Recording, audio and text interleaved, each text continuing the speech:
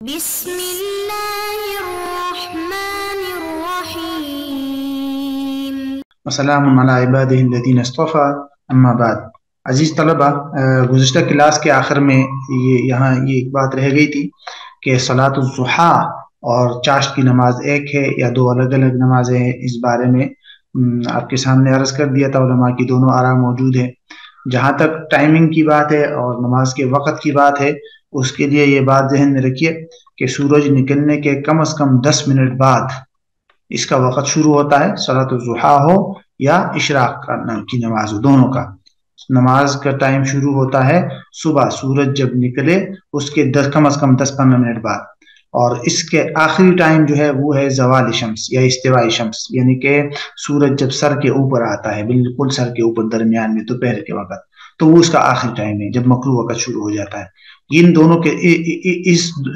درمیان میں آپ نفل نماز پڑھ سکتے ہیں صلاۃ الضحیٰ اور اشراق کی نماز کی نیت سے۔ البتہ پڑھنا افضل کس ٹائم ہے، تو اشراق کے بارے میں لکھا ہے کہ نماز اشراق کی نماز جو ہے وہ بہتر یہ ہے کہ اول وقت میں پڑھے، یعنی سورج جب جیسے طلوع ہو جائے اس کے 10 منٹ بعد یا 15 منٹ بعد فوراً آپ ہی نماز پڑھے اشراق کی نیت سے۔ اور جہاں تک چاشت کا وقت ہے تو چاشت کا وقت تو میں نے بتا دیا، وہی ہے جو اشراق کا وقت ہے کہ سورج کے طلوع ہونے کے 10-15 منٹ بعد سے لے کر وہ سورج استواء شمس تک۔ لیکن افضل وقت جو ہے وہ اشراق کے لیے یہ ہے کہ 1/4 ٹائم گزر جائے، یعنی چوتھائی ٹائم گزر جائے۔ مثلا اگر سورج کے طلوع ہونے سے لے کر استواء شمس تک جو ہے وہ 6 گھنٹے ہیں، تو سورج طلوع ہونے کے 1.5 گھنٹے کے بعد جو ہے وہ آپ اشراق کی یا چاشت کی نماز پڑھے، یہ زیادہ بہتر ہے۔ بہرحال خلاصہ یہ ہے کہ اشراق اور چاشت پڑھنے کا افضل وقت اگرچہ تھوڑا مختلف ہے، لیکن اصل وقت جو ہے وہ دونوں نمازوں کا شروع ہونے اور ختم ہونے کا ایک ہی وقت ہے، وہ میں نے آپ کو بتا دیا۔ تو یہ ہے چاشت کی نماز اور اشراق کی نماز کے حوالے سے بھی بات اس کے اندر آ گئی۔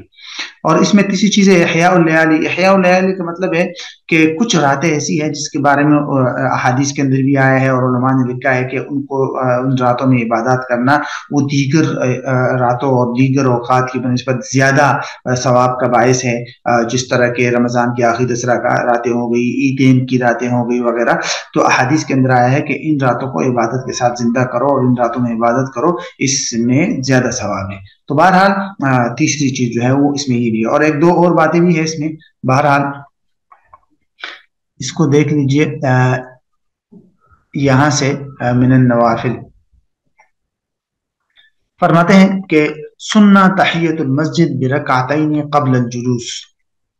کہتے ہیں مسنون ہے تحیۃ المسجد 2 رکعت پڑھنا بیٹھنے سے پہلے۔ یہ وہی ہے جو پہلے بتایا تھا ہم نے کہ یہ وہ نفل ہے جس کو تحیۃ المسجد کہتے ہیں۔ جب انسان مسجد میں داخل ہوتا ہے تو بیٹھنے سے پہلے یہ 2 رکعت جو ہے وہ انسان پڑھ لیتا ہے۔ ہاں البتہ یہ ہے کہ مکروہ وقت نہ ہو، یہ بات ذہن میں رکھیے، اور اس حوالے سے حدیث کے اندر بھی اس کا تذکرہ ہے۔ پھر یہ بات ذہن میں رکھ لیجئے کہ اگر کوئی شخص جو ہے وہ جیسے ہی مسجد میں داخل ہوا اور فوراً اس نے بیٹھنے سے پہلے فرض نماز شروع کر لی تو کہتے ہیں اس کی فرض بھی ادا ہو جائے گی اور فرض کے ذریعے اس کی تحیۃ المسجد بھی ہو جائے گی، گویا کہ دونوں ایک ہی نماز کے اندر دونوں کا ثواب اس کو حاصل ہو جائے گا۔ مثال کے طور پر آپ نے وضو وغیرہ کیا، مسجد داخل ہوئے اور فرض جماعت کی نماز کھڑی ہے، آپ بیٹھنے سے پہلے ہی آپ ان کے ساتھ شریک ہو گئے، تو آپ کی جو تحیۃ المسجد ہے وہ بھی اس کے اندر ادا ہو جائے گی اور آپ کو اس کا بھی ثواب ملے گا۔ تو فرماتے ہیں کہ وَأَدَاءُ الْفَرْضِ يَنُوبُ عَنْهَا وَكُلُّ صَلَاةٍ أَدَّاهَا عِنْدَ الدُّخُولِ بِلَا تَنِّيَةِ التَّحِيَّةِ، کہتے فرض کی ادائیگی بھی اس کی طرف سے اس کے قائم مقام ہو جاتی ہے تحیۃ المسجد کی، بلکہ وَكُلُّ صَلَاةٍ أَدَّاهَا عِنْدَ الدُّخُولِ، ہر وہ نماز جب آپ مسجد میں داخل ہونے کے وقت پڑھتے ہیں اور تحیۃ المسجد کی نیت کے بغیر پڑھتے ہیں تو بھی وہ اس کی طرف سے کافی ہو جاتی ہے۔ مطلب آپ داخل ہوئے، فوراً آپ نے وتر کی نماز شروع کر لی، داخل ہو گئے، آپ نے قضا نماز شروع کر لی، اور آپ کے ذہن میں تحیۃ المسجد کی کوئی وہ بات نہیں ہے اور اس حوالے سے آپ نے کوئی نیت نہیں کی، تو اس لیے اس کو علماء نے لکھا ہے کہ وہ بھی اس کی طرف سے کافی ہو جائے گا۔ تو بہرحال کہتے ہیں کہ ادا الفرض ینوب عنہا، کہ فرض کی ادائیگی جو ہے وہ بھی اس کی طرف سے قائم مقام ہو جائے گی، اور ہر نماز جس کو جو ہے تحیت مسجد کی نیت کے بغیر مسجد میں داخل ہونے کے وقت کسی نے پڑھا ہو، ادا کیا ہو، وہ بھی اس کی طرف سے کافی ہو جائے گا۔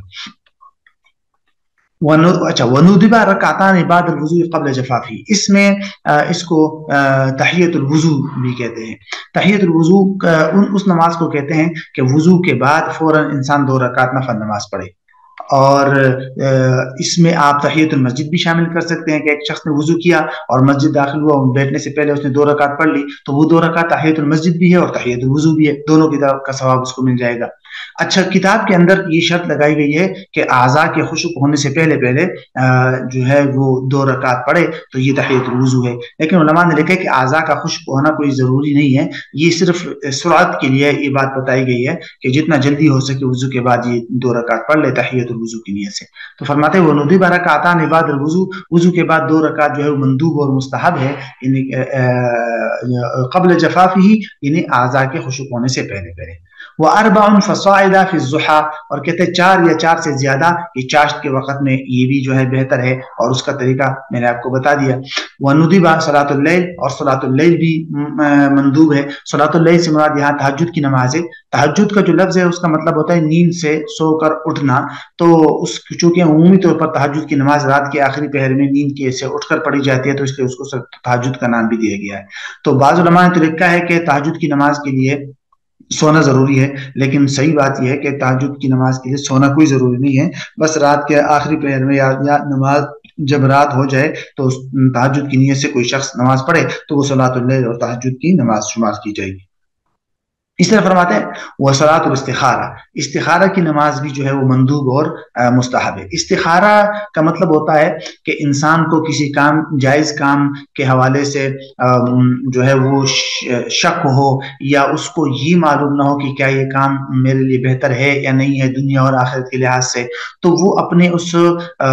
کسی ایک جانب اپنے ذہن کو مائل کرنے کے لیے وہ یہ نماز پڑھتا ہے، تاکہ اللہ تعالیٰ کی طرف سے کوئی ایسا اشارہ مل جائے جس کے ذریعے وہ اس کے لیے انتخاب آسان ہو جائے اور وہ یہ کام کرے یا نہ کرے۔ اس حوالے سے علماء نے لکھا ہے کہ 2 چیزیں اہم ہیں، پہلے استشارہ کہ بڑوں سے اور تجربہ اور اہل فن سے اور تجربہ کار لوگوں سے مشورہ کرے، اور اس کے بعد پھر استخارہ بھی کرے۔ استخارہ کا طریقہ ہے کہ رات کو مکروہ وقت کو چھوڑ کر رات کو کسی بھی وقت 2 رکعت نفل نماز پڑھے، اسی استخارہ کی نیت سے کہ یا اللہ میں یہ کام کر رہا ہوں اور اس حوالے سے مجھے رہنمائی مطلوب ہے، اور تو کیا میرے لیے کام دنیا اور آخرت کے لحاظ سے بہتر ہے، یعنی 2 رکعت نفل نماز پڑھے اور اس کے بعد جو استخارے کی دعا ہے وہ پڑھے اور اس نیت کے ساتھ، اور پھر سو جائے ذکر کرتے کرتے۔ وہ جو استخارے کی دعا ہے وہ یہ ہے، آپ کو کتابوں میں بھی مل جائے گی کہ وہ اس طرح کی دعا پڑھے 2 رکعت نفل نماز کے بعد کہ اللہم انی استخیرک بعلمک واستقدرک بقدرتک واسألک من فضلک العظیم فانک تقدر ولا اقدر وتعلم ولا اعلم وانت علام الغیوب اللہم ان كنت تعلم ان هذا الامر خیر لی فی دینی ومعاشی وعاقبت امری وعاجله وآجله فاقدره لي ويسره لي ثم بارك لي فيه وإن كنت تعلم أن هذا الأمر شر لي في ديني ومعاشي وعاقبة أمري وعاجله وآجله فاصرفه عني واصرفني عنه واقدر لي الخير حيث كان ثم اغنني به۔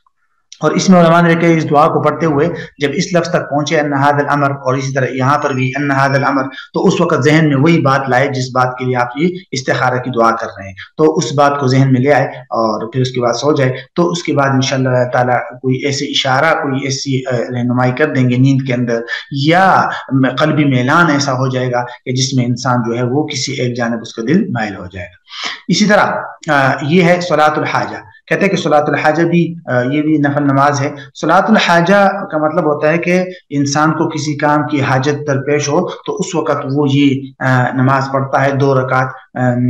نماز حاجت کی نیت سے۔ اور نماز حاجت یعنی جب بھی انسان کو کوئی اہم ضرورت درپیش ہو تو اس کی نماز حاجت پڑھنا جو ہے وہ مستحب ہے، اور اس سلسلے میں متعدد احادیث شریفہ بھی منقول ہے۔ ایک مشہور روایت ہے حضرت عبداللہ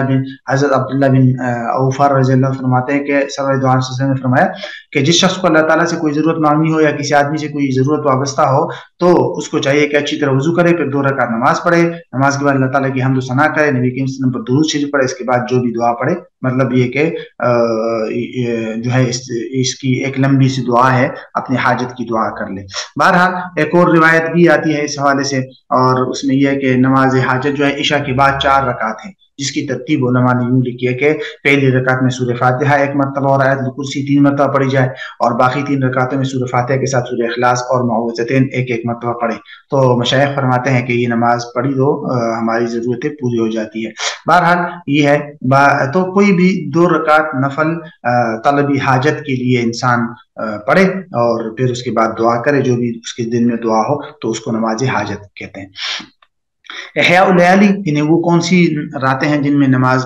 پڑھنا اور نفل نماز پڑھنا زیادہ ثواب کا باعث ہے؟ فرماتے وہ یہ ہے، وندب احیاء اللیالی العشر الاخیر من رمضان، رمضان کی آخری 10 راتوں کو زندہ کرنا عبادت کے ذریعے وہ مستحب ہے، اور لیلۃ العیدین، عیدین کی دونوں راتیں، ولیالی عشر ذی الحجہ، ذی الحجہ کی جو 10 راتیں ہیں، ولیلۃ النصف من شعبان، اور اس طرح 15 شعبان کی رات، ٹھیک۔ وَيُكْرَهُ الاجتماع عَلَى إِحْيَاءِ لَيْلَةٍ مِنْ هَذِهِ اللَّيَالِي فِي الْمَسَاجِدِ، مساجد میں ان راتوں میں سے کسی رات کو زندہ کرنا ہے، مطلب جمع ہو کر عبادت کرنا، یہ مکروہ ہے، کیونکہ اس کے لیے باقاعدہ جماعت جو ہے وہ مشروع نہیں ہے۔ بہرحال یہ فصل تھی، اس کے بعد انشاءاللہ ہم یہاں سے پھر دیگر مسائل شروع کریں گے۔